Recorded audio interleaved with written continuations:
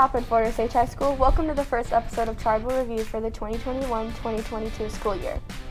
On today's episode, we'll get an inside look at Mr. T's honey business. Also on the show, we'll meet one of our senior broadcasters. And I'll have the results from the beginning of the fall sports season. All this and more coming up on Tribal Review.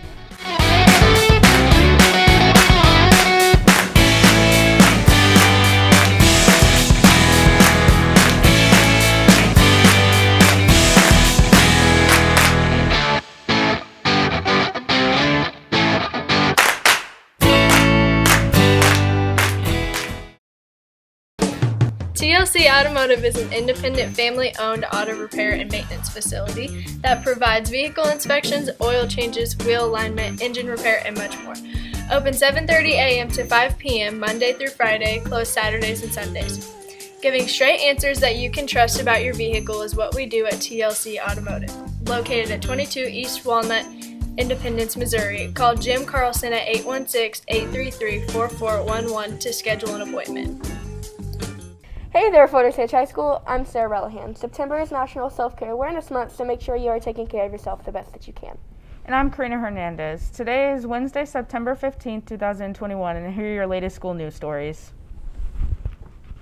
The homecoming dance will be held outside the senior parking lot on Saturday, September 18th. Tickets will be on sale for $10 starting Monday, September 13th through Friday, September 17th. Only Osage High School students grade 9 through 12 will be able to attend. Miss Green and the Honors ELA 1 students placed first in the Startland Innovation Challenge on Friday, September 10th, beating out 18 teams of upperclassmen from 10 other schools. The goal of the challenge was to answer the question, how can the Gen Zs solve the vaccine need in the community? Miss Green students pitched a social media campaign in front of infectious disease specialists from Children's Mercy, a Missouri senator, and several entrepreneurs in the city. Their prize is $500 to their fund the execution of their project. Members of the class include Kyra Rivera, Gretchen Lohr, Chelsea Arnold, Liberty Miluski, Suppa Yates, Georgia Motes, Peyton Onka, and Shauna LeBeau. Environmental science teacher Mr. Joshua Terhune has been keeping the bees for several years now and sells their honey through his small business, Mr. T's Honey. Tribal Review's Jordyn Gunther visited him to get an inside look of what it takes to be a beekeeper and entrepreneur. Mr. Terhune is Ford's biology and environmental science teacher, who also happens to be a beekeeper. One thing that got him started was his grandfather's book from 1912. I always found bees really interesting. Obviously, as a science teacher, it's something that fits right in.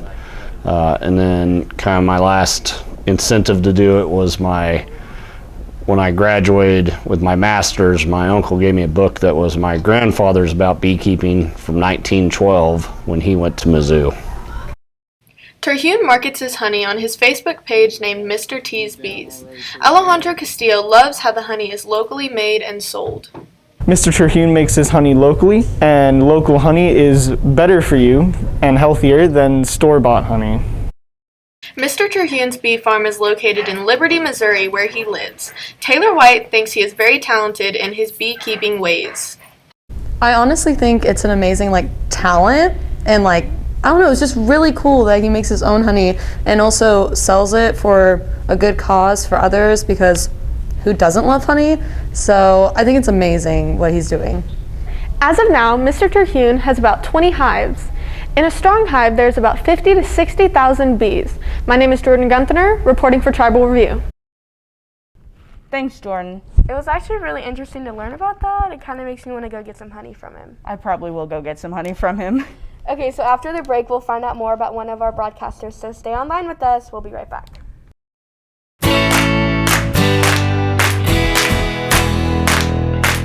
Craig Pulver once said, "A customer knows good value when they taste it." And that statement holds true when tasting Culver's delicious Wisconsin cheese curds. Come in or carry out and let Culver's welcome you to deliciousness. Welcome back. We begin our senior profiles for this school year with a look at a broadcaster. And it's none other than our very own Sarah Relihan. Cub reporter Mikolai Kapala found out what it takes to be an executive producer for the broadcast program. Sarah is a student ambassador. She thinks the class is fun. One of my favorite classes. I'm actually also involved in mass media, so I have this class like 3 times a day. It's probably one of my favorite things, and it brings me to school every day. Sarah has been a wrestling manager all 4 years. Karina Hernandez believes she is a big help. Sarah is definitely one of our best J3 kids, is what I'm trying to say. She definitely takes charge. She's one of our main producers. We do all help around, but she definitely loves to be the one out there doing it all. Sarah also encouraged for the show. Teacher and advisor Mr. Benjamin Matthew feels like she is a vital aspect to the program. Her in general is just a ball of energy in our program. She comes in, she takes control of a situation, she gets on that script, she makes sure that things are organized, she makes sure that others are doing their work. She also kind of leads up the executive producer team in that she has spent probably the most time editing, and so she helps even the other executive producers with editing and making sure that things are lined up right and where they go. So she does a good job of leading by example in that regards. Sarah has been in broadcasting for 3 years, reporting for Tribal Review, Mikolaj Kavar. Thanks, Mikolaj. I actually really enjoyed being covered. It's great to know that my hard work isn't going unnoticed. I really did enjoy watching it. You are a key point in our program. Thank you. Julianne Burke now joins us for the Indian Sports Report. Hey, Julianne. So what's the update on our Indians? The fall sports seasons are in session. I'll have the updates after this break.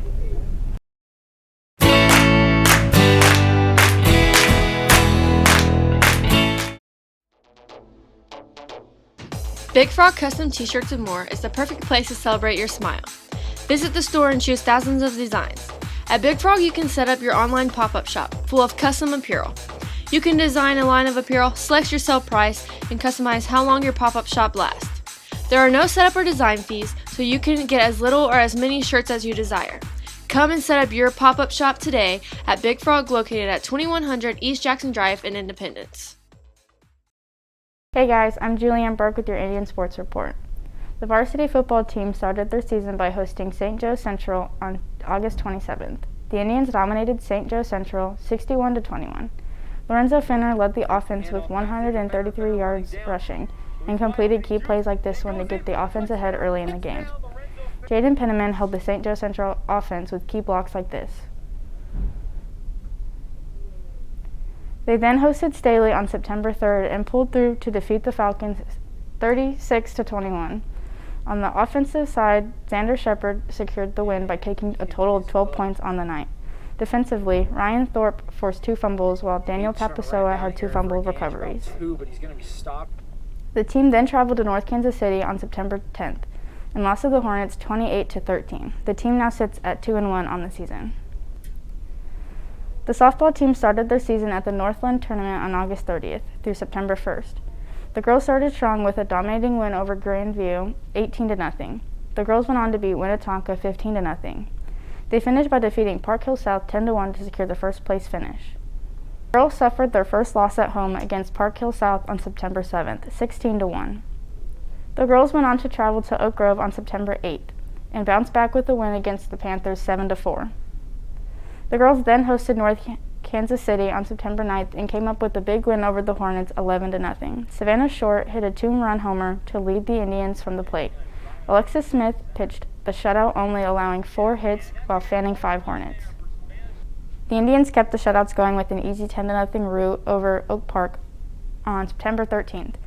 Bailey Renicky was on fire from the plate, going 3 for 4 with 2 RBIs, including a walk-off homer to end the game.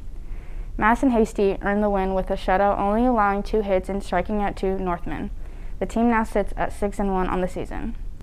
The boys soccer team started their season with the Winnetonka tournament on September 1st and 2nd. The boys started off with a strong win over Grandview 4-0.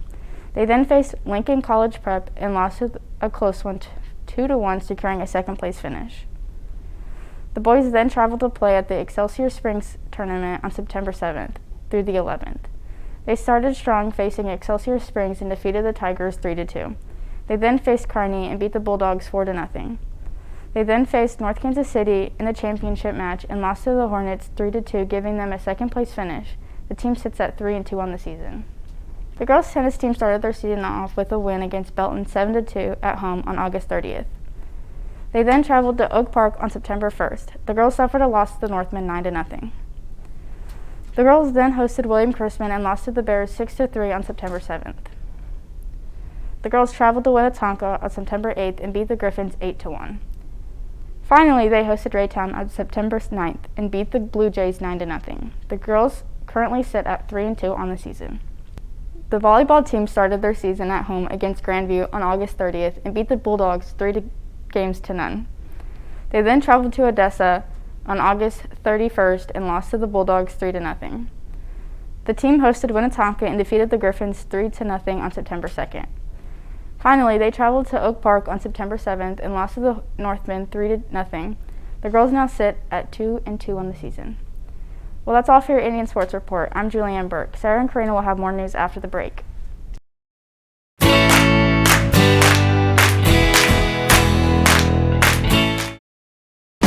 TLC Automotive is a local, fast, and great way to get your car fixed. TLC offers oil changes, brake checks, vehicle inspections, and much more. Contact Jim Carlson at 816-833-4411 to schedule an appointment. Welcome back. It's time for this week's Tom Tom Talk. Cub reporter Josie McClelland found out what students thought of returning to full-time in-person education. With the last couple years being far from normal, I wanted students' input on school returning to all in person. I mean, I think it gives kids a better chance of not failing their classes because they're not distracted by what's happening at home. And then also just people will be able to be more sociable and hopefully less sad because the COVID thing was kind of sad for me. Well, if by normal you mean we don't have to wear masks anymore, I mean, I'd like it quite a bit. It worked well in summer school, and it's pretty stuffy in the school already, even without masks, so I think it'd be nice. I'd rather be virtual, so I guess it's okay. I'm glad that it returned to normal. I don't love wearing masks, but I know that they're necessary, and last year I got quarantined 4 times, so it's nice to be back full time. Last year I was virtual for first semester, so it's just been awesome being here in school. So far it's gone pretty okay. Most of my classes are fairly easy. I think mostly this school year I'm just focusing on all my extracurriculars, so that's fun. I'm quite excited since I'm able to see a bunch of people and we're all able to actually get together and do things. I think it'll be very weird. I don't really trust it, but what do I know? I'm like 15. I don't really care much about it, but it's really fun seeing everybody else.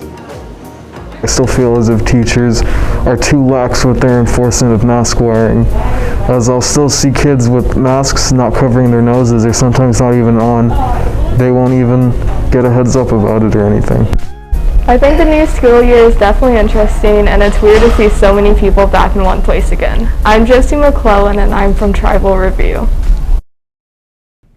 Thanks, Josie. I actually really like it because I was not a good virtual learner at all, and it feels good to see everybody again. Yeah, virtual definitely was not for me, so I'm so happy to be back. The homecoming royalty results are in. The freshman royalty are Grayson Harris and Allie Levy. The sophomore royalty are Gavin Gallman and Jeffrey Alexander. The junior royalty are Dylan Newell and Terrence Enthusi. The King candidates are Elijah Bernard, Cody Hyatt, Brenden Johnson, Riley Kean, and Grant McDaniel.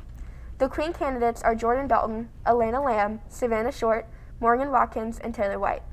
Every student can vote for the 2021 Homecoming King and Queen starting Thursday, September 16th until Friday, September 17th. Make sure you're checking your emails for the ballot. Homecoming Spirit Week is being hosted in the school and started September 13th. Monday was Class Color Day, Tuesday was Tacky Tourist Day, today was Float into Paradise, Thursday will be Tropical Tie-Dye, and Friday is For Pride Day. As always, if you're looking for more news and information about Fort Osage High School, you can always find additional coverage at fohssignal.net. There you will find stories about students of the school. Check it out today. Well, that's it for today's show. I'm Sarah Relihan. I'm Karina Hernandez. And I'm Julianne Burke. Thanks for watching. We'll see you guys next time.